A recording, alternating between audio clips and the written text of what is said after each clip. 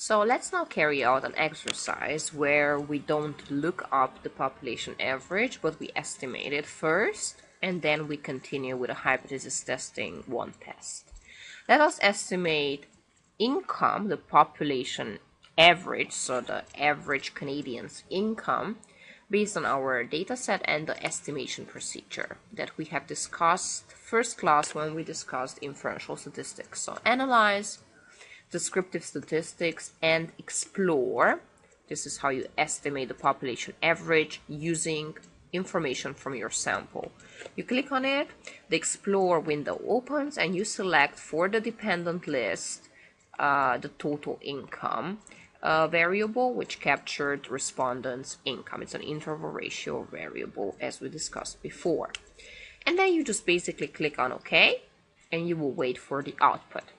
When you look at the output, you see that you have in your data set a total of 644,162 observations, so 644,000 people answer the question or give information on what their income is, and the sample mean is the first mean refers to your sample average. Basically, the average of 644,000 people is 27,409.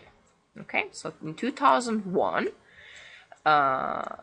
these individuals were asked how much money they are making, and this was their average. So the prediction for the population average with a 95% confidence level, your confidence interval for the population mean, so here we had the sample mean and here we have the population mean, will be, the lower bound will be 27,343 and the upper bound will be 27,475. It's very important in your essays that you mention exactly how much the sample average is, which is this information, for the sample size, which is 644,000 people, and what your population estimate is for a confidence level of 95%, because you know that SPSS is working with a 95% level of confidence. Now you know you're 95% sure and you have a 5% risk that your population average, so the average income of the Canadian, will be included in between these two numbers in this interval. You select one value. Let's say we would select 27,400, which is different than the sample mean, because I want you to be able to specify why the population value should be different than the sample value. And when you have selected that value, so we agreed on 27,400, that is included in this interval, or you could choose even 27,350, let's stick with that. You are going to continue and enter it in the test value when you carry out the hypothesis testing one test. So let's go back now to our data set in order to discuss what hypothesis testing one case are we going to carry out. And let's look a little bit at the variable major field of study, and let's see if social science majors, which is basically you guys, earn considerably higher incomes than the average Canadian, which we agreed that it will be 27,350 based on our estimation. Okay, so we go again. Remember that you have to look up the coding. So social sciences have been coded as a 4.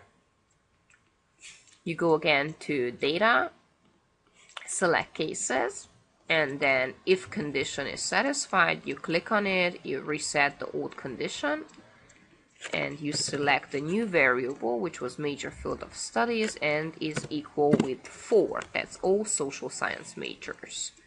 Continue. You click on continue.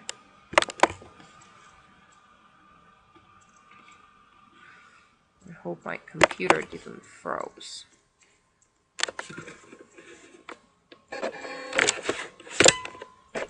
Trying to not have to restart it.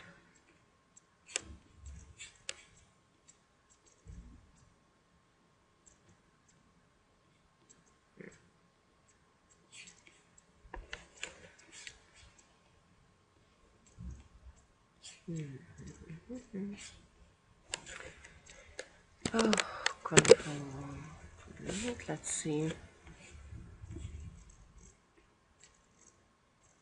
I'm trying to restart SPSS.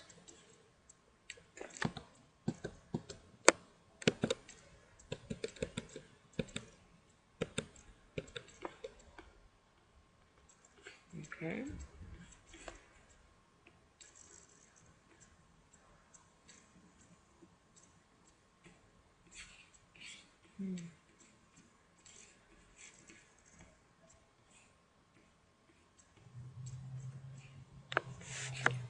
So I managed to solve the problem. Major field of study, let's select it again, is equal to 4 and continue. Sometimes SPSS, can freeze and then you have to restart it and start all over again. Unfortunately, the program does sometimes work with problems.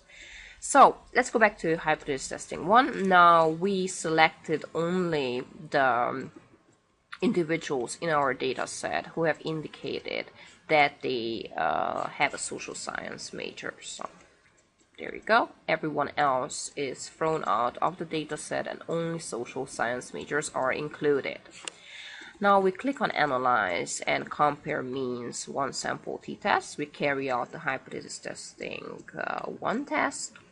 Again, the test variable is always the interval ratio variable for which we are calculating the sample average. In our case, it is income because we are interested to see if social science majors have a higher income or a statistically significantly different income than the population average. And remember, we agreed that the population average, after we have estimated it, falls between the two values that I have just shown you before, and we agreed to stick with 27,350. But I said that between the lower bound and the upper bound, you choose that value according to your own preferences. Nonetheless, please choose another value than the sample average, because I want to be sure and I want to see it clearly that you have understood what the difference between estimation is and what the difference between the population average that is estimated is and the sample average. We click on OK after we enter that value, and we are waiting for the output. So the first window shows us that there are 27,852 students who indicated that their major is social science, and they earn on average close to $40,000 back in 2001, so it's $39,489. The test value is 27,350 because that was the population average, and now we compare these two numbers and see that there is a mathematical difference of $12,000 on average, and the question is this significant or not? Can we generalize from 27,000 observations to every social science major that they are considerably higher or have considerably higher incomes than the average Canadian?